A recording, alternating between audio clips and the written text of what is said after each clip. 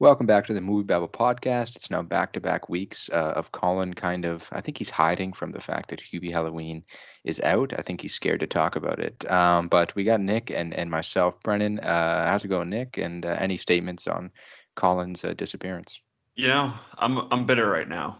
Colin is hiding from the Hubie Halloween spice. He doesn't want to tell the world his thoughts. This is a very troubling time for this podcast. I don't know how we'll move on, but even if he keeps ducking us, if his next time on the podcast is 3 months from now, we will get his Hubie Halloween takes. So, Hmm. just send that in. It's gonna happen at some point. Oh yeah. I think that's a good way to open it up. So we'll move into this week. So we've got some interesting stuff this week. I think probably the most interesting is the release of Aaron Sorkin's The Trial of Chicago 7. So we're going to touch on that a little bit later on. But let me just jump right into it with a little bit of box office updates this weekend. So Honest Thief, I'll come back to that in a second, but 3.7 million this weekend, that kind of matches The War with Grandpa last weekend. Also 1,500 per theater average. I can't remember, but would that be good pre-pandemic?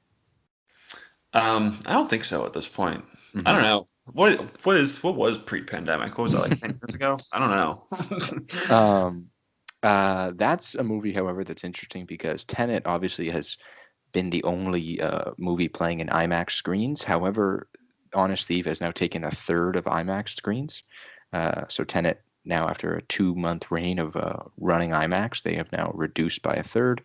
War with Grandpa, 31% drop to 2.5 million. They're up over 10 worldwide. Tenet crossed the $50 million mark domestically with 1.6 million this weekend.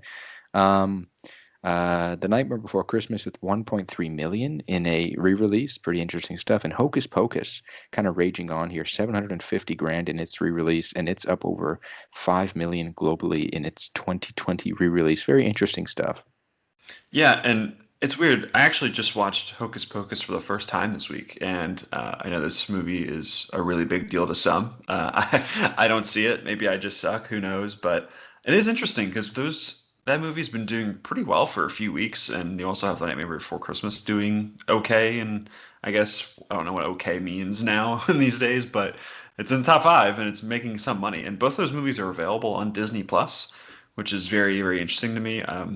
I would suggest people watch it on Disney Plus and stay home. But hey, Disney, I guess, capitalizing on just nothing in theaters, and I think the theaters that are still open at this point are desperately looking for things to show to keep their doors open. So, I mean, I guess it's a pretty smart move, and they're doing okay considering all the extenuating factors we have.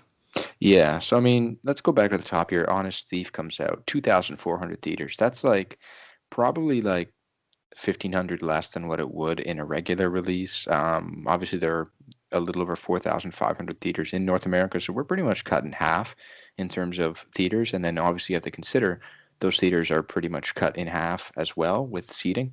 So it's pretty tough. But Honest Thief, this is the new Liam Neeson action thriller. And Honest Thief is just a great title just to kind of fall in line with some of the likes of Cold Pursuit, The Commuter. This is kind of like just a great Liam Neeson awful action title series continuing. He loves doing these now, and I mean, it's been the trend for forever now because he had all three Taken movies and all that, and he's kind of in this mode now where he's basically doing a bunch, like whatever people throw at him, he's going to be in it, and he's always kind of been like that. He's always been super around and in a bunch of movies every year. He's in that vein of European actors who like will just work. It's a job to him. It's kind of like Anthony Hopkins is the same way. Like he'll show up in Transformers the last night or whatever, whatever one he was in. Um, yeah, it's really weird to see him continue to do these kind of movies. And yeah, The Commuter, Honest Thief, they're always like these really hard two word Nonstop. titles. Yeah, something like that. And it's funny. And I actually got to check out a movie that he did earlier this year called Ordinary Love. That's a cancer drama that he was in. And It's funny, you watch that and then you see him continue to do all these hard action movies. It's really weird. But it was nice just to see him be a person, like who, just be a husband who cares for his wife, and the wife in that movie has cancer, and he's just good in that movie. But yeah, I can't see myself watching Honest Thief. Yeah, I don't even know if this had like a hybrid release with VOD at all, but it is out in theaters and it has grossed over 5.5 million globally. So we'll keep an eye on that. Probably not actually.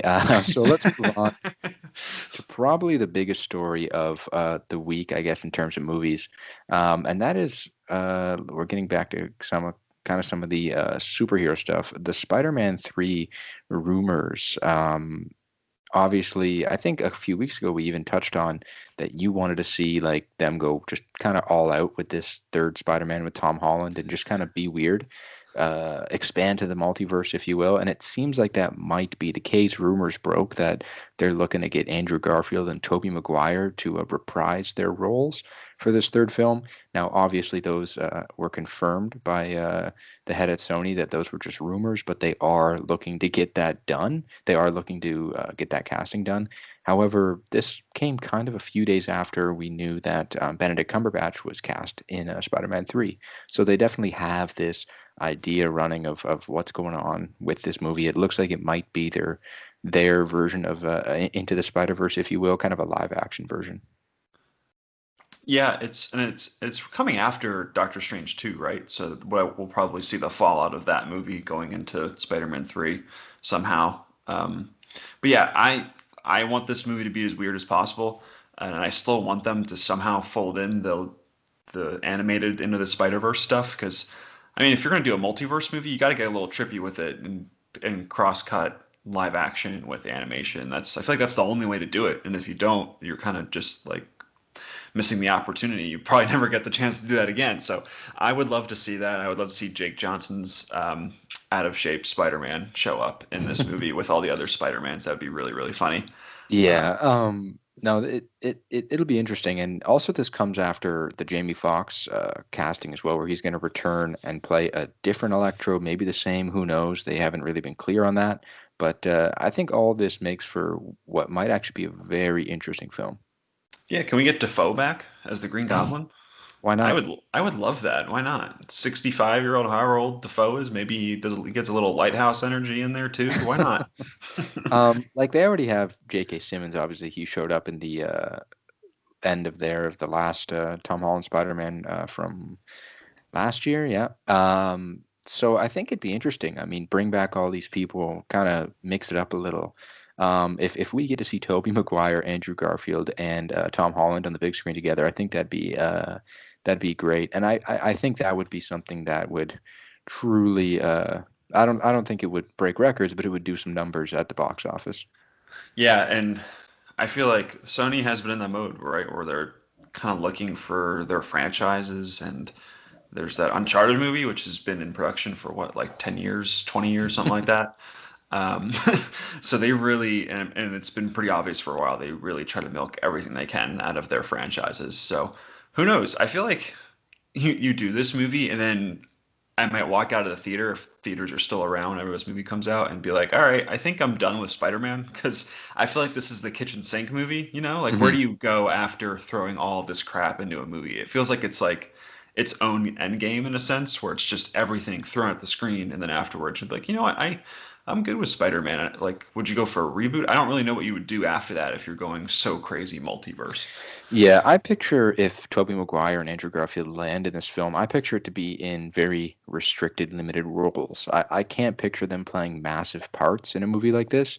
I picture them probably being like probably playing a bigger role than J.K. Simmons in the post-credit scene in the last Spider-Man, but I picture them really playing limited roles that might only be, say, 10 minutes max for each of them. Um, Even then, that would feel like a kitchen sink movie, and I think you'd probably have to see Tom Holland maybe scale it back or kind of maybe turn into like a type of character that kind of just pops into every other MCU movie, or maybe start the Miles Morales journey because we know that he was teased in Homecoming. So Yeah, I don't know. You're right. I think you are right that this would be pretty wild, but I do want to see it. Yeah, it would be fun. Yeah, I think you're right too, where it would probably be Andrew Garfield and Maguire for like 10 minutes, and they have some fun action sequence where they do like a Avengers spin around shot to show all of them back to back to each other or something like that, just to be like just for all the fanness of it all, and they can all go nuts and cheer in the theaters. I think that's probably something they would want to do with that, and then they go away or they Yeah. revert back to their multiverse. Yeah, it's definitely probably still a Tom Holland joint, if you will. Yeah, it would still it would be interesting though, and I think especially I mean I love Andrew Garfield. I think it'd be great to see him, but the Toby I mean that trilogy's obviously become kind of meme lore since then, and there's definitely a big following of it still of people that grew up in that era. I think it'd be cool to see him on the big screen alongside the other two, but we do know that it probably come with quite the cost. So we'll see what happens here. And I know it did start filming like 3 days ago, so they do have to probably, if they are going to get them, they got to book them soon. Oh, I didn't realize they started filming. That's interesting. But yeah, it would be kind of cool to see Toby back on the big screen again. Because what was the last time he was in a movie? It was like Pawn Sacrifice back in like 2015. Was that it? I can't remember the last time he was in a movie. Yeah, it's been a while. So yeah, it'd be neat. I would picture him probably to be the one to be kind of the hard bargain, but if he isn't really doing much, I mean, you're going to be making Yeah, some why bank not? here. Or he comes to MovieBabble. We can give him a podcast. Yeah, give him his Toby Maguire, hit me up. You have my email. give him his own segment here. That'd be Exactly. great. So that's it for that, really. But there is one more quick little thing I did want to mention before we move to the Netflix top 10, and that is that Coming to America, which is the sequel, was bought out by Amazon Studios, and it will be premiering on Prime on December the 18th. We've talked about this so much, but Paramount has a pretty good relationship with these streaming services. They sell a lot of stuff to Netflix, and I think Paramount also they get cold feet a lot, and they'd like to just ship their movies off. So, $125 million that Amazon purchased this for, which is pocket change for Mr. Bezos, but um, this is a good purchase for them for the holiday season, and it'll probably do some numbers on Amazon Prime.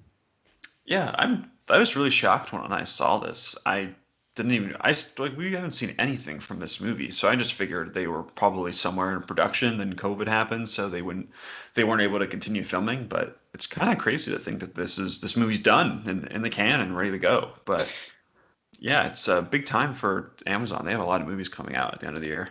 Yeah, and I do think about something like this, and I think it probably would do well at theaters, but Eddie Murphy is a question mark, I think, at this point in his career. I think it's been a long time since he's been a big success in terms of box office draw. I think like the last decade, he's really been under the radar, hasn't done too much. Obviously, we saw him last year in the Netflix Dolomite film, but that's a prestige film. That's not a movie that if it wasn't Netflix would have done big numbers either, I don't think. So I think this is probably the smart move. Paramount hopefully makes a little bit back here, and Amazon now has probably a big streaming hit on their hands. Yeah, and for Paramount, they have been shifting off a lot of their movies recently because even the Trial of Chicago 7, that was a Paramount movie that they gave to Netflix. And we all know about The Irishman last year when that budget went nuts. But yeah, they haven't been in great financial situation for a couple of years now. So, I mean, I'm sure COVID didn't help at all. So I think they're very much looking for any chance they get to ship off their movies and just get say like oh the production costs 60 million so they get back 65 or something like that where they can get small gains back just to keep chugging along and get in a better financial situation for them. But yeah, I think this is a really good move for Prime because their MO is I think their content officer or their I can't remember if they changed titles or anything like that, but used to be a big programmer over at Sundance. So you see a lot of prestige or off the beaten path indie movies that go on Prime, but you don't see a lot of these big movies. So I think it's a really big move for them. Yeah, no, I definitely agree there.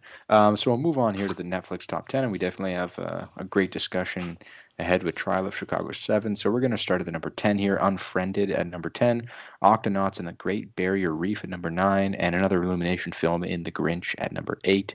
In a Valley of Violence at 7, American Pie Presents Girls Rule. That's hanging on here at number 6. American American Murder, The Family Next Door at 5, A Babysitter's Guide to Monster Hunting at 4. We got Moneyball at 3, great film. The Trial of Chicago 7 actually ended up at number 2 here. I'm sure it'll probably um, compete with Hubie, but Hubie Halloween holds in there number 1 back-to-back weeks. I think it'll be neat to see next week if it hangs on to number 3, or hangs on for 3 straight weeks. But what do you make of this Trial coming in at number 2? I just think this shows like the power of Adam Sandler, which is just so nuts to me. But people love him, and he's one of the most well-known names in movies in general. People just know who he is just from. I think there's older generations than us who loved him on SNL, and you have all these movies from the '90s that people love, Billy Madison and all that, which I feel like is inching towards our generation more than recently. He's just made a lot of not good kids movies. I think we talked about this last week, where like you have like Blended and Bedtime Stories. They're just not good movies, but kids love them. They love fart jokes when they're like 10 or 11 years old. So he weirdly is one of the last few people in Hollywood that speaks to a lot of different demographics. And it's, I mean, I can't even tell you how many subscribers are on Netflix now, but it just shows like a lot of people are interested in what he does. Like I said, I like Hubie Halloween. It's different, but also very much the same with a lot of the stuff that Sandler's done recently. But yeah, it's pretty nuts because Trial of Chicago 7 is a big deal. Yeah, no, for sure. So that's what we're actually going to get into this week. It's not going to be a round 2 of Hubie, but we are going to wait for Colin, and we'll see what he has to say. So, Trial of Chicago 7, obviously, as you stated, was a Paramount film. This is one of Netflix's big awards moves. I know that we had, obviously, last month, I'm thinking of Anythings, which was kind of their first kind of prestigious movie or art house movie, if you will, but that's definitely not going anywhere with Oscar voters. This, on the other hand, might, so we'll get into that after we actually discuss the content of the film. But what do you think of the Trial of Chicago 7?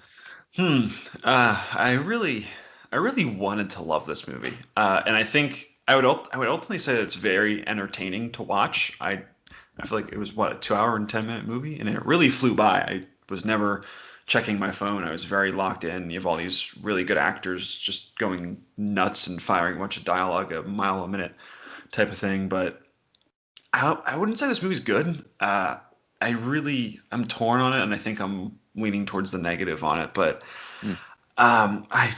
I just don't like Sorkin as a director. I think we'll get into it more, but I would just prefer that he just writes his scripts and then someone else can interpret what he writes, because I think when you leave him to his own devices, he kind of just goes nuts and he gets a little corny. And then we'll talk about that ending, I guess, a little later, which is just the worst thing in my opinion. But yeah, I think this movie just doesn't, it kind of devolves into the worst traits that Sorkin has as a writer, while also peppering in some of his really good stuff.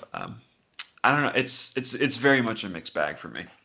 Yeah, so we will get into a little bit of spoilers here, for sure. So I'll jump in and say that I did like this movie. I really did enjoy it. I think in a year where I didn't really get to dive all in on TIFF, I didn't get to go to Sundance like you. This is one of my more liked films of the year that I've seen. However, we're way far out. I think all the great stuff is yet to come. But this is up there for me so far this year, but that doesn't mean it's a phenomenal movie. I really enjoyed it.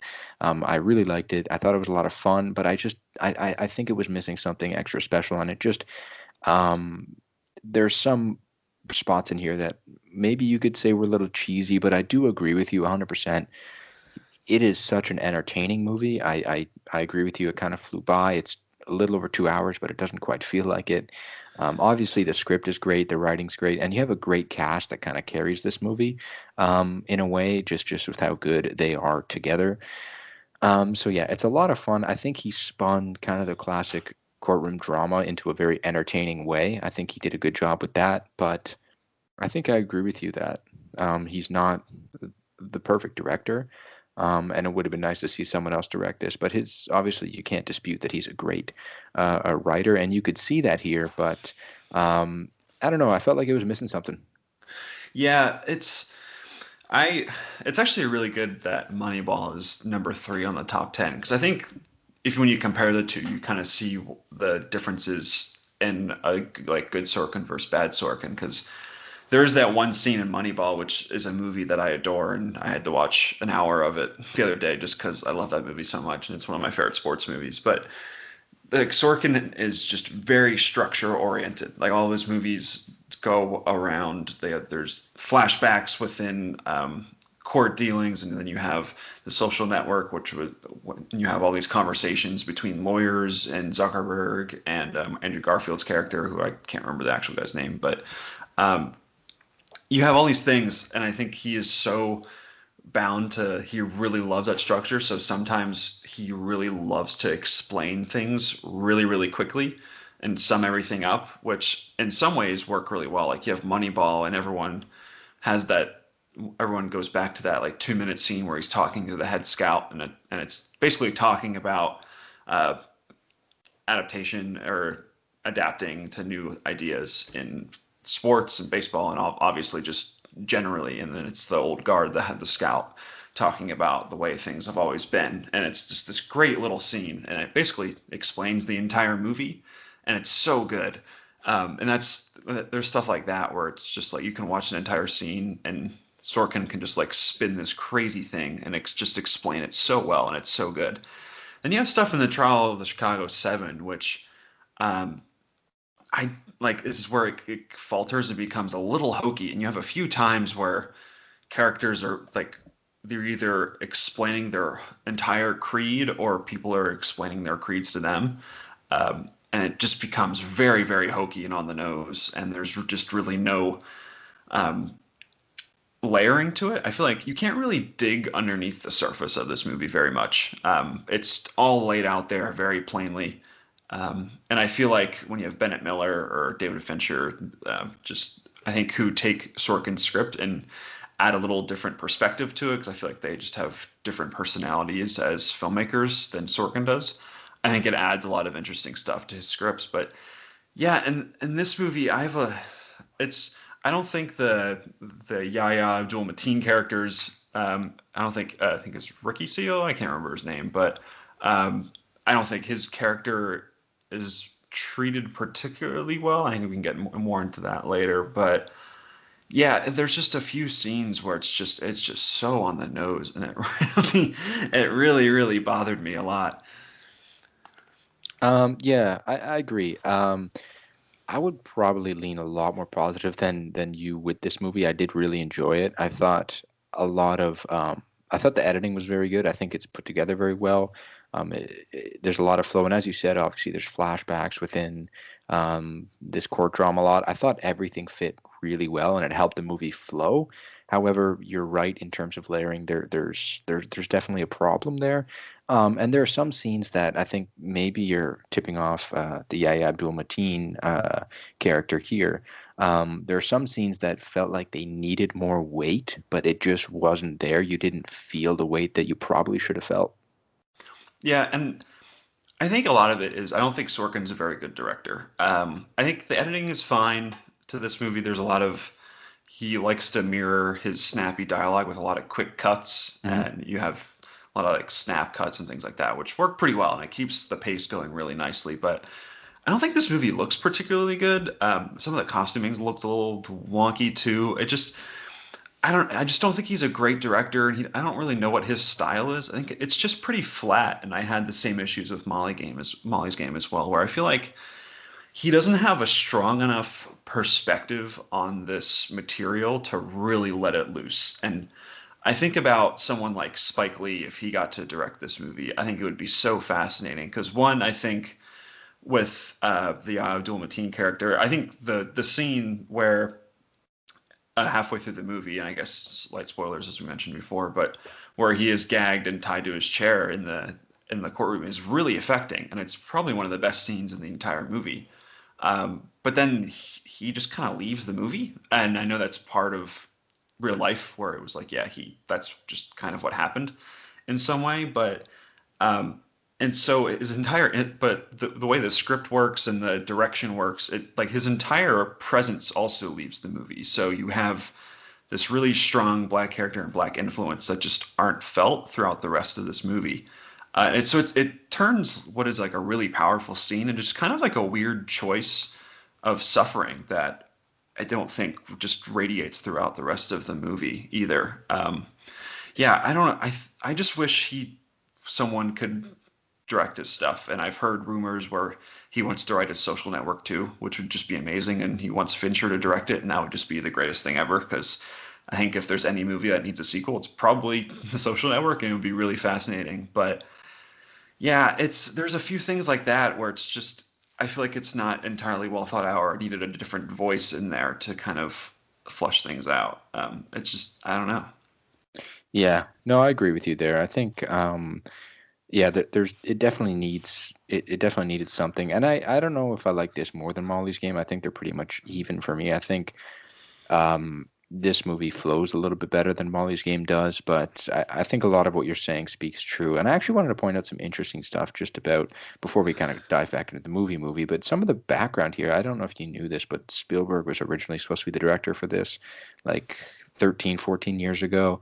And Will Smith was going to play the role that, Abdul-Mateen got. Heath Ledger was apparently going to be in this movie as Tom Hayden.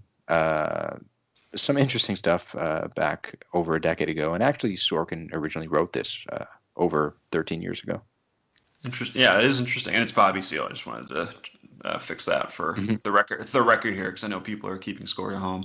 I would have loved to see Heath Ledger in the Tom Hayden movie, because that's another big issue that I have with this, because I feel like I've made my point on Eddie Redmayne pretty clear in previous episodes. Where Mercy. I just don't get him as an actor. It's like he seems like a really nice dude. I don't know, but every time he just comes on screen and he's like his character's in a little bit of anguish, it's like he like can't swallow, or it's something weird where he just like reacts very oddly to the drama. I just never really buy him as a character, and I also don't think his character I don't think is very interesting. So I think that's another issue where I think Bobby Seale was probably the most interesting character in this, and then the character that Kelvin Harrison Jr. played as well, who was talking to him in the seat behind him in the courtroom scenes for the first half of the movie. I think those two guys were so interesting to me, and they just leave, and then I'm left with Eddie Redmayne, who's kind of a dud. He's positioned by the end as the lead character because he gets to make the just awful speech at the end, which is it's I get it, like it's a nice gesture in a movie, but it's played like the most soapy Hollywood, like, oh my god, I hated it. I hated it really, really, really badly. And I don't know if someone like Spielberg makes that any better, because you remember like The Post, where that movie is just so on the nose too. So I don't know. There's a few key things here that just I don't think worked particularly well, and it's Sorkin. I think the script has a few issues and his direction is flawed, and then Eddie Redmayne I just don't really love, and then but I will say I love Sasha Baron Cohen, because I feel like I'm being a bit of a downer here, and I think Sasha Baron Cohen is terrific, and so is Jeremy Strong. I think those guys are really, really good. And I like Michael Keaton when he got to show up for like 5 minutes. It was really good. I think some of the cast members are doing good stuff here. I think Eddie Redmayne's Tom Hayden is the least interesting to me, and it's really frustrating because that's like the second half of the movie. Yeah, I don't have a particular detest towards Eddie Redmayne like you do, but I get it. I get what you're saying with some of the ways he reacts to certain things. Yeah, I did enjoy this movie. I did for sure, and I do want to just stress that. But let's get into that ending, because I think you are right. I think this is just, as you said, it's kind of just and we'll talk about this after when we potentially talk about some of its awards potentials, even though we're a far ways out, but this is what this movie is going for. It is just really cheesy, that ending.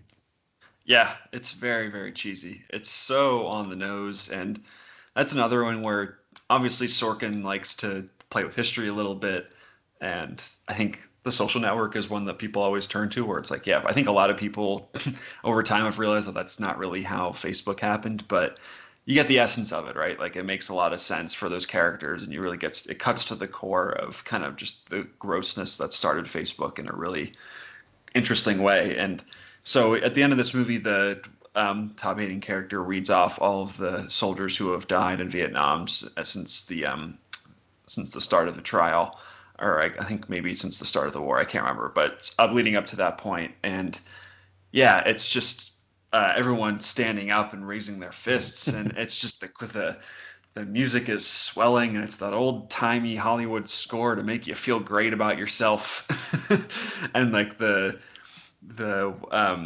is it J.C. McKenzie, I think, is next to Joseph Gordon-Levitt, and he's the boss of the prosecution lawyers, and he has to leave because he's the bad guy, and they're having Franklin Jones, I will have order, and then there's no order to be had. Oh my God, it is just very, very hokey. I don't know. And so did that not happen?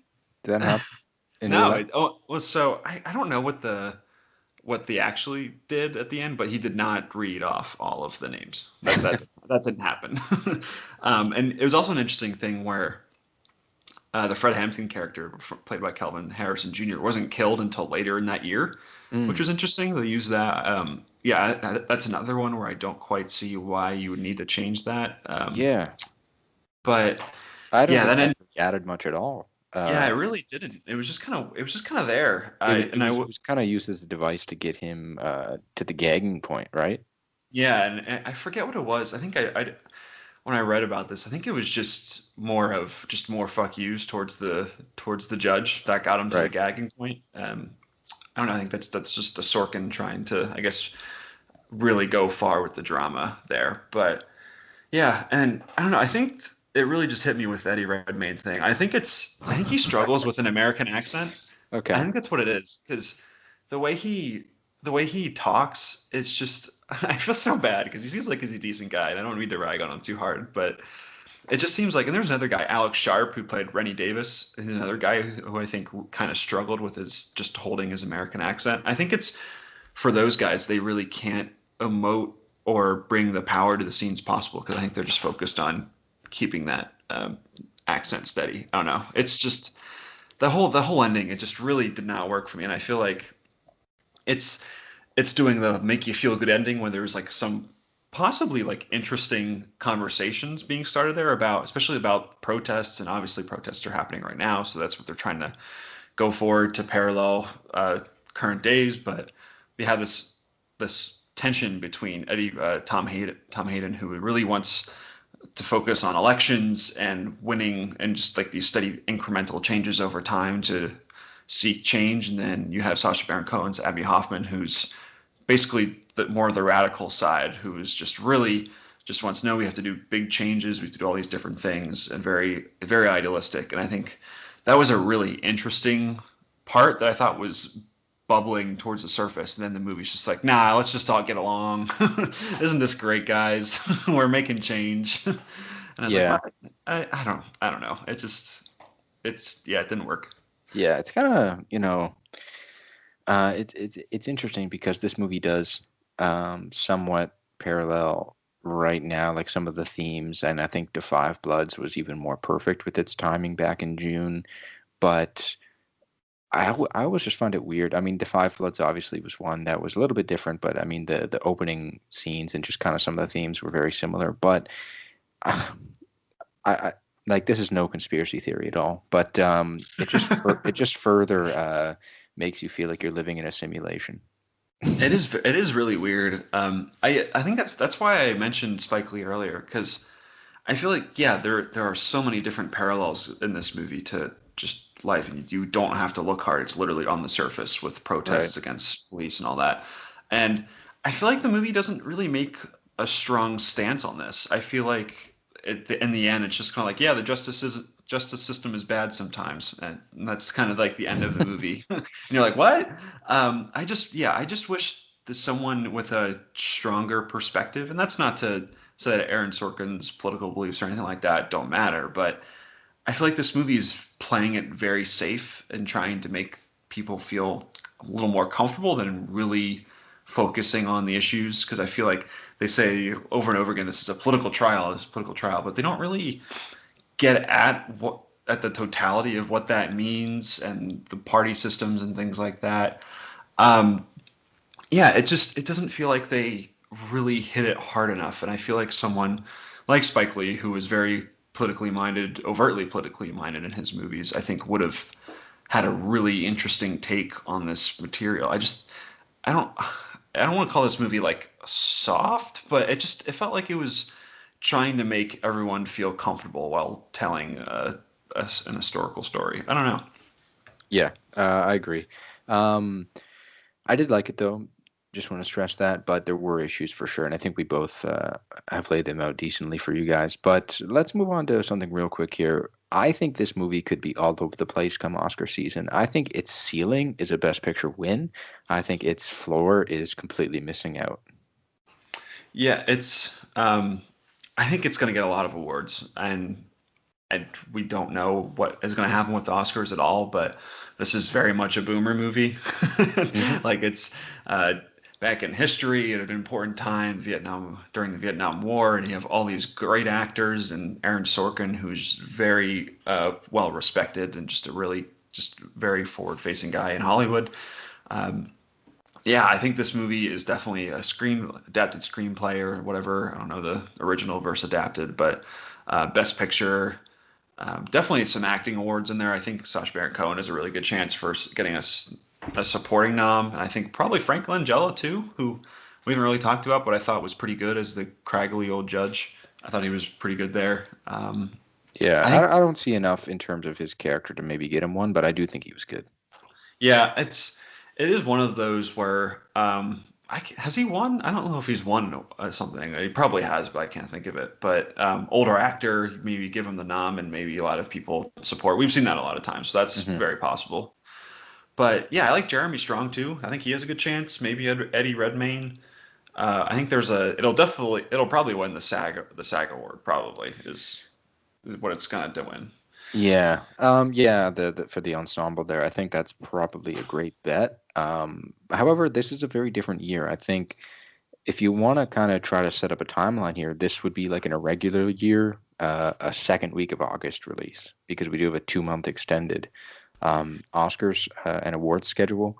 So we could see this movie fizzle out because it's just out so early in comparison to kind of a regular year. I think October is usually a pretty good time to drop some of these movies, but in a year like this, you don't really know. However, I agree. I think it like the moment I got done watching this, I was like, this thing could like I don't think it'll win every award out there, but I think this could play a really big role in our Oscars next year. And it's funny because I'm much more. The Five Bloods is still my number one movie this year. I still really love that movie. I could see this positioning as kind of like the other Vietnam War movie that gets more accolades than it does, and I would really be upset with that because I think while this is a good movie, I think that into Five Bloods there was so much going on, and it was very layered in terms of even just on a technical level. I think this movie, as you said, it doesn't look the greatest. It's very much just your average. I don't want to say average because I do think it's a good movie, but it is just kind of a very accessible kind of just sit down and watch it movie. I think The Five Bloods is a movie that had so much more going on with it, especially when you look at how it was shot, when you change the lenses for different points of the film. There's just so much more. There's so much more interesting stuff going on in that movie that I hope this doesn't be the Vietnam War movie that kind of does better. Yeah, I think it's far more comfortable as a movie, and I think we have seen that in the past. Whether it's, I wouldn't compare this movie to Green Book because I think this movie is better than Green Book, but it's the same thing where it's a more comfortable look at very topical issues that happened in the past but are still happening today. That kind of thing, where it probably makes people feel a little better about themselves. Whether that's a good or bad thing, I think is probably up to the individual. I certainly don't think it is, but um, I think this does have the opportunity to just get into good favor with the Academy, just because it has all these good stars in it, and right, it's just very, very watchable. Even though I don't love it, it's very watchable, and Mhm. like, I would probably watch it again. I don't know. It's like there are worse ways to spend your. I don't hate it, and I feel like I did rag on it a lot, and maybe we have to bring in you for some more positivity about the film later on. But yeah, I think it's very possible that it is a big time Oscars movie. I would probably pencil it in as one of the 8 through 10, or I guess it's 10 now because they said it's always going to be 10 now. Yeah, did for that the take an Best Picture. effect this year, or is that I can't remember. it's Either way, coming I up? would. Yeah. Yeah, either way, I would say I would pencil it in for Best Picture spot. Yeah, I would take best stock in it in the categories of editing and screenplay. I don't know if it's original or adapted because I know that Aaron Sorkin likes to do his own thing sometimes. So I don't know if he found a piece and adapted this, but either way, I think editing and screenplay is where I would take most stock for this movie. And obviously, I agree it's probably going to land in one of the best picture slots. Um, but yeah, so we'll move on a little bit from there because we do want to talk about a couple other things. Oh wait, you want to bring in the positivity? Oh yeah, let's not do that. I feel bad because I feel like I've really shit on this movie, and I don't hate it. But what did you really like about it? You know what? I think a lot of it is, and this might be uh, fluffy to say, but I do think a lot of it is in the cast. I think that you just have a great cast here, and it's fun to enjoy seeing them all on the screen. It's a very big ensemble. Like as you were pointing out all the names there, I don't think you got to Joseph Gordon-Levitt until like 12 minutes into this conversation. He's fine in the movie. I just like seeing him actually doing something because it's been a little bit of time. We had that movie over the summer with him, the plane movie. I forget its title though. 7,500, right? Yep, 7,500. Yeah. yep. Um, but yeah, you know what? This, like, I will say something positive about the movie after this, but this movie actually got me excited for another movie because of Kelvin Harrison Jr.'s character, Judas and the Black Messiah, with Lakeith Stanfield and Daniel Kaluuya, who Daniel Kaluuya will play Fred Hampton in that film. That looks like a very good movie. Yeah, I feel like that's kind of like the slept on movie that no one's really talking about, but that looks amazing. I'm Yes. really excited for that movie. Really sad that it did actually get moved to next year. So that's kind of a downer. I don't know if it's going to be like in the early parts of next year where it could still pencil in to be eligible for this year's awards because things were extended, but that's one that I'm looking forward to. A lot of what I enjoyed honestly about this movie um, is in the editing. I like the riot scenes up on the hill. I thought it was everything was very interestingly put together. I do think I'll agree with what you said. The word soft. I think it could have been a little bit more. Oh, I don't want to use this word. It could have been a little bit more gritty, we'll say, to kind Oh of God. to kind of stress the situation of it. But I would actually differ from you a little bit with that one scene where Bobby Seale's gagged. I think you needed more with that. I Oh, think, interesting. yeah, like it hit me, sure, but I think that there were some scenes in this movie that needed more magnitude. Not even just him, but um, obviously the scenes where you have Eddie Redmayne and Sasha Baron Cohen going back and forth. I think you needed a little bit more magnitude there. However, I just absolutely loved the last.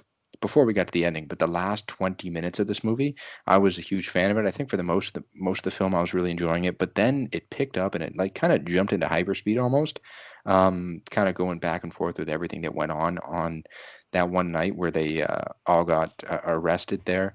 I liked how it was kind of going back and forth. You have Sacha Baron Cohen talking to an audience in one sort of setting, and then it cuts to the courtroom, then it cuts to the night of.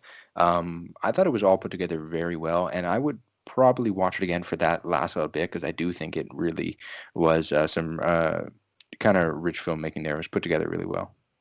Yeah, I would agree. Like I said, Eddie Redmayne, not the biggest fan, but I do think that is well put together. That whole they play the tape and he's explaining they're Mhm. going through what the prosecution would ask him. But yeah, it was interesting because I guess after you have Bobby Seale character he gets gagged, like there is like that weird sanctimonious moment where Joseph Gordon-Levitt on the prosecution is the one being like, "Hey, this is wrong. Like this is terrible," and it's like I don't think that's how it would have worked, and it seems like it's just kind of like I don't know. It's weird to see all these like all sides come together and be like, "This is terrible. How could you do this, Judge?" So yeah, maybe that's true. I think the effect. I think it's probably mostly just Abdul-Mateen is just an incredible actor, and he's going to be in Mhm. so many different movies. I think he's in Matrix 4, which is secretly filming. I think he's Morpheus or something like that. I can't remember, but he's in that movie. I'm really looking forward to that. But yeah, I think my favorite part of this is Sacha Baron Cohen. I think he's so good in this movie. I think he's really terrific and really funny. When they have the joke where him and the judge had the same last name, and then the Frank Langella was like, "I will have let the record show that we are not related," and then Sacha Baron Cohen was like, "Oh, father." It's really really good. I like that part a lot. Yeah, I think everything he does is terrific, and he has like a few more layers to his character later on as he's on the stand and all this stuff. I think he's my MVP of the movie. I loved him.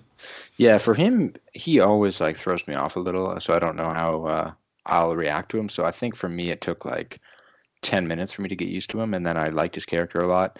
Um, it's just because I didn't really know what he was going to go for with this character, but I did enjoy it. I thought he was pretty funny in the movie. Um, yeah, so I think that mostly wraps it up there for Trial of Chicago 7. We'll see, obviously, Colin's thoughts next time he's on. But yeah, so that's kind of one of our bigger movies of the last few weeks. I don't think we've seen a movie kind of like this for a little bit. So we'll move on now to kind of what we've been watching this past week or so. So I'll jump in real quick. Literally because of the rumors of the live action Spider-Man, I was like, why don't I watch Into the Spider-Verse tonight? Um, so I watched that for the first time since theaters this past week, and it's still just as good. Very different though, because I remember watching it in 3D in theaters. I thought it was very good in 3D. I don't see a lot of 3D. As I said before I hopped on, I see like 1 to 2 movies in 3D every year, and I make sure it's one that's like they recommend, like we made this for 3D. Um, so yeah, I'm pretty rare when it comes to seeing things in 3D, but this was one that I did, and it was very good. But now seeing it in 2D was interesting, and the animation is still just as good.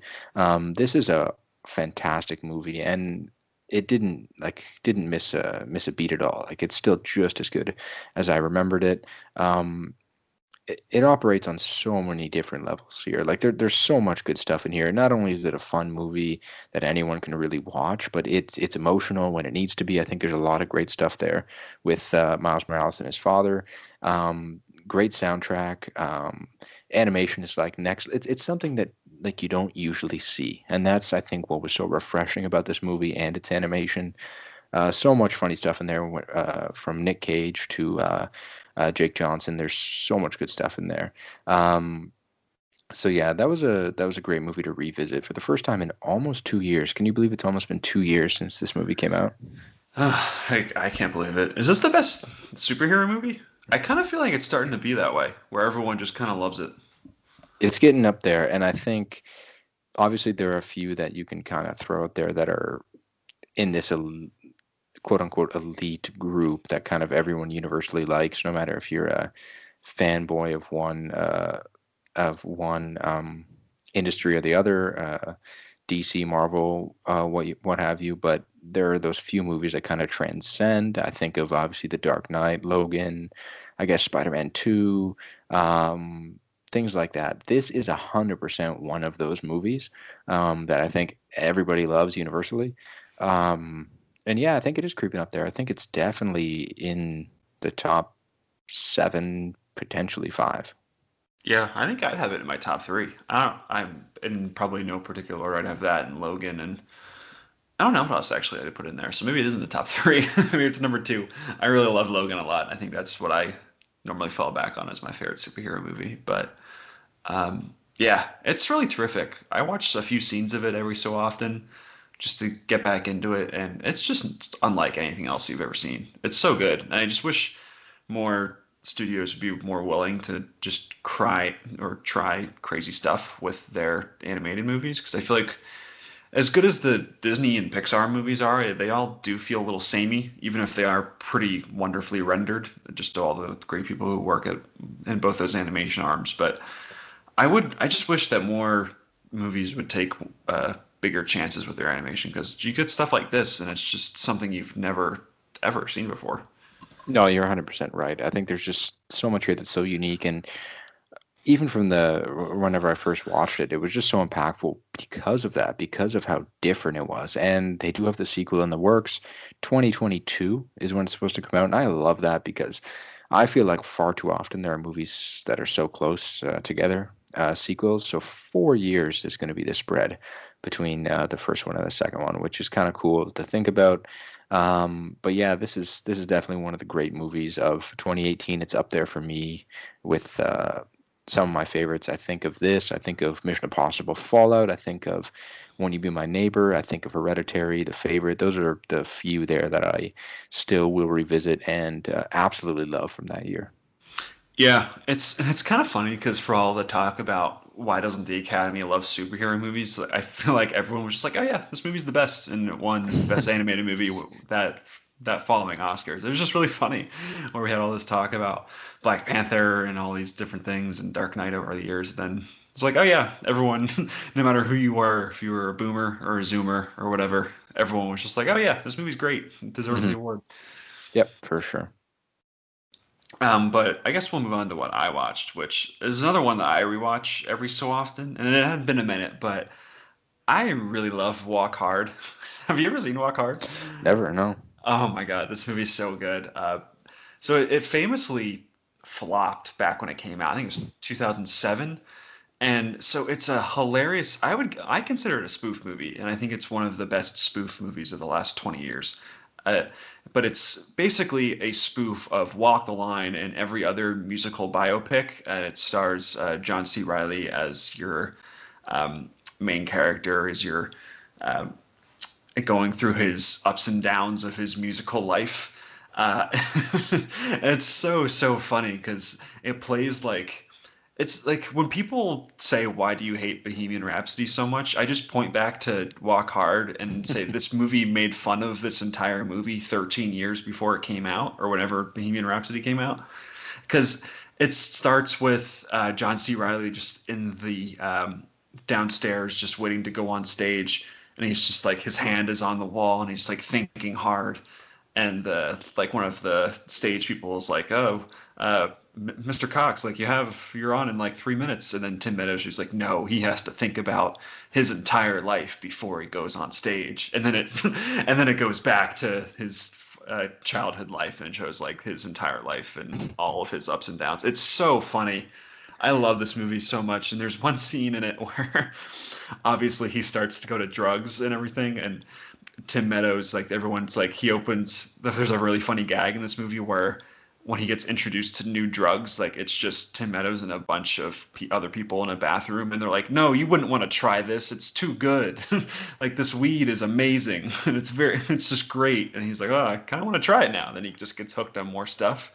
And then there's one scene where he like he's in on the tour bus and he's acting more and more crazy, and one of the band members is like, "Oh, like he's not the same anymore, is he?" And then Tim Meadows is like, "Yeah, he's in his middle phase." It's so funny. It's so good. It really does make fun of every single musical biopic and all of these, like, oh, it's the hard times, it's the humble beginnings and the hard drugs and all the fallen relationships and all of the crazy influences, and it comes back around again, and he has to make this song at the end that's gonna like sum up his entire life, and obviously he'll play it in front of a big crowd. um, I love it. It's so funny. It's one of my favorite spoof movies. It's I want everyone to watch it because I don't think it's been watched enough.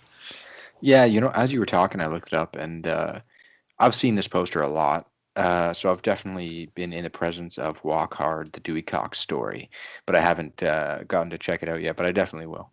Yeah, it is kind of funny because it also kind of ruins Walk the Line for you. And there's like a lot of good stuff in that movie, and Joaquin Phoenix is really good in it. But once you watch Walk Hard, you're like, oh, okay, like this is how like ridiculous a lot of these movies are that try to morph someone's life into like this rise and fall and rise again kind of thing. So yeah, I think this movie tanked really hard when it came out in theaters. Like it made no money. Um, and I hope people do check it out. And I feel like people have. I feel for the people who have seen it, they really, really appreciate it. But I think it deserves more eyes because it's so ridiculous and so funny. And there's a bunch of really good cameos in it. And Kristen Wiig plays um, John C. Riley's first wife, and she's really fun. Like every time she shows on screen, she just has more kids. Like she has like 15 kids at one point or something like that. It's Oh so man, good. I can't speak enough about this movie. It's really hilarious. sounds good. that's pretty much it for this week with the MovieBabble Podcast. Just to kind of wrap it up, we got the Spider-Man 3 rumors there, Trial of Chicago 7. However, Hubie took that #1 spot back-to-back weeks. And don't forget to check out the Dubé Cox story, Walk Hard. Thanks for coming on, though, Nick, and we'll hope to have Colin soon so he can give those thoughts. We're going to keep holding him to it. Don't duck us. We're here. We will be here next Sunday waiting for your thoughts. We're ready. And as always, you can check us out at moviebabble.com. You can check out the YouTube, Instagram, Twitter, all that good stuff. And obviously, we will be back next week.